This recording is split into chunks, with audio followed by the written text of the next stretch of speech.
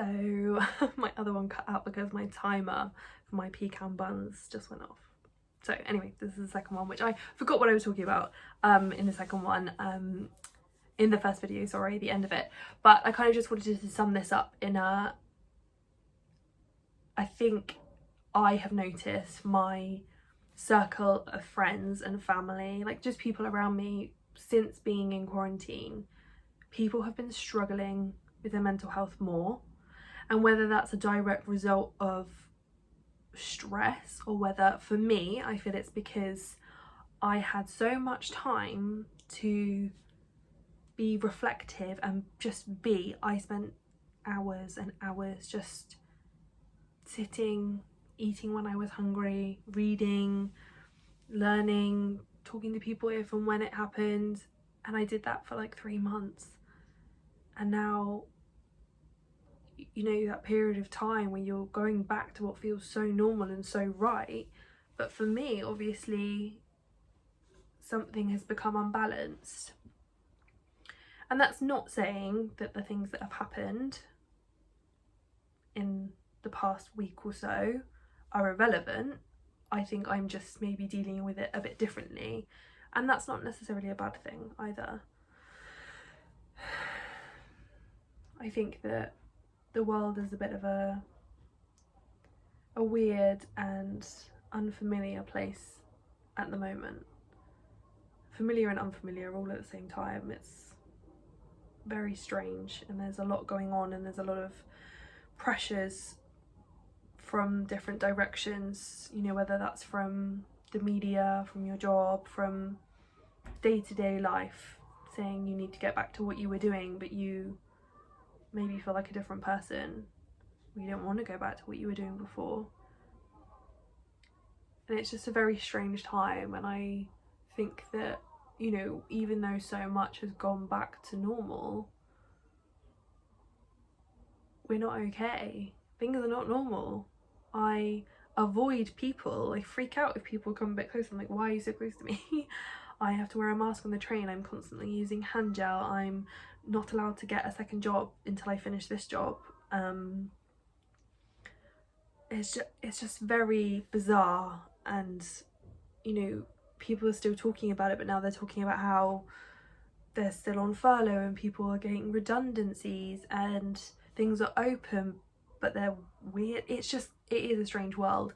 And, you know, even though that isn't directly what I wanted to talk about, I think it is happening to everybody.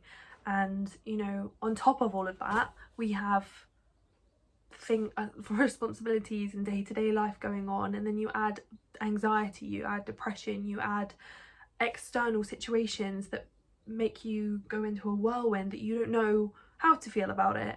Or maybe someone's died, you know, there's all these things that could have happened to you or are happening to you. And how do we work with that? How do we make that, how do we navigate through that? And if, like me, you know, I'm not alone. I have friends and I have family that I can pick up the phone to, multiple people right now, and talk to them. And, you know, I'm spending time with my friends at the weekend, and I go to work every day and I talk to my employers, and as you can tell, you know, crying at work. You know, they were lovely and they were understanding, and they're, you know, they said they're there for me, and if I want to stay for lunch, and that it's just this part, the process of it, the time. You know, they say time heals all wounds. That goes for every wound, you know, whether that's just a scratch or a graze or a broken limb. It's difficult. There's also nothing anyone can say or do, you know, when you're in that space of nothing's going right, things feel impossible, you don't feel like yourself. Maybe you look in the mirror and you see a stranger staring back at you. Maybe there's lots of questions going around, going, how did I get to this place? What am I going to do next? Who am I? I don't want to be here. I feel alone.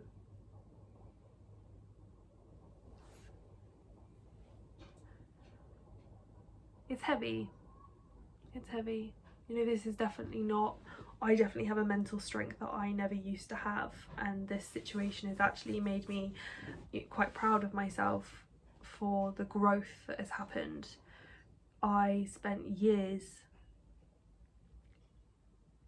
just stuck with anxiety. Every day it was there, and it was awful. It was awful. You know, I look back on that time in my life and I wish I could go back and give myself a hug and be like, girl, it's gonna be all right. And this is nowhere near as bad as that. And I noticed that, like I said, the growth that I've obviously gone through and learnt from, and therefore I feel like this now, it's not, oh, it's not as bad, it's, I'm a different person. I have different inner strengths now, and I am able to balance and navigate through this more level-headedly.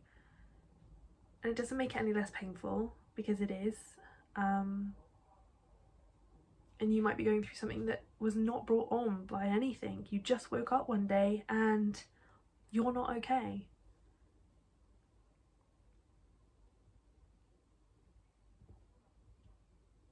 It happens. Hard seasons happen. It is just the ebb and flow of life, and it's relentless. It is relentless. I always kind of see life like you're stood at a seashore and there's a wave coming, and you sort of put your hands out to try and stop it from going on the shore, but it's impossible. That can't happen. You know, it's, you will never stop the water, you'll never stop the wave. And when you explain it like that, God, it feels impossible. And sometimes I think I take a big step back and I look at things and I'm like, wow, this is hard. I could drown under the weight of how hard this is, and that I'm only 26 and I have the rest of my life to do this.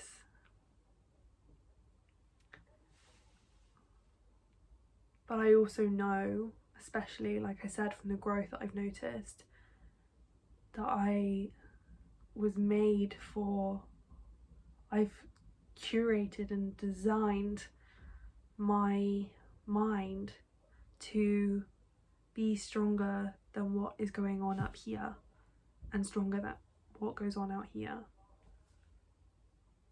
And that is not easy, and it's something I have to do every single day, and I think about all the time, just growing my strength and my courage and my mind, and learning more about myself and doing what feels right, spending time with people that make me feel good and support me, doing things only if and when they feel the right thing for me to do. And that's only a small handful of things that I do. You know, a lot of it is mental work and consistent gratitude practices, working out, listening to videos, reading. It's everything all together. There's no quick fix to being a stronger person and more able to deal with the situation, unfortunately.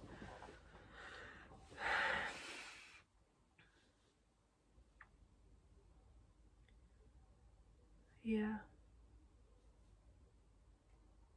As I said, if you explain it like that, it feels impossible. It's my second ping off my buns. So I'll wrap this up quick because otherwise I'm going to burn them. I know it might feel impossible and you might feel alone, and you might be sat in a dark space, an impossible space, but you will be okay. You will be okay. I promise you, you will. You just gotta wake up, put your feet on the floor, and just keep doing that until one day it's just not as hard. But I promise you, it's gonna be alright. And whatever's happened, whatever's happening, whether that's external factors, whether it's just in your mind, in your heart, you're going to be okay. You're going to work through it, and it is going to be alright.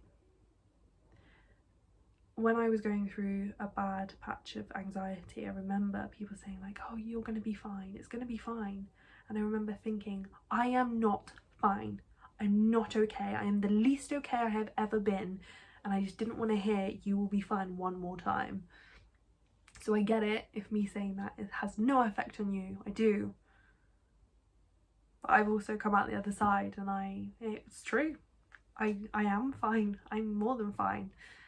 And like I said, ebb and flow. And soon it will be time to flow again. And you'll have happiness, and sunlight will come back in. And things will be more bearable. And you will one day turn around and realise you're smiling and you're happy. I promise you will.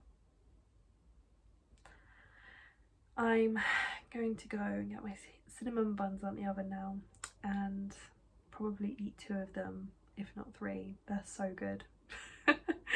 I hope that this either resonated with you or gave you some comfort.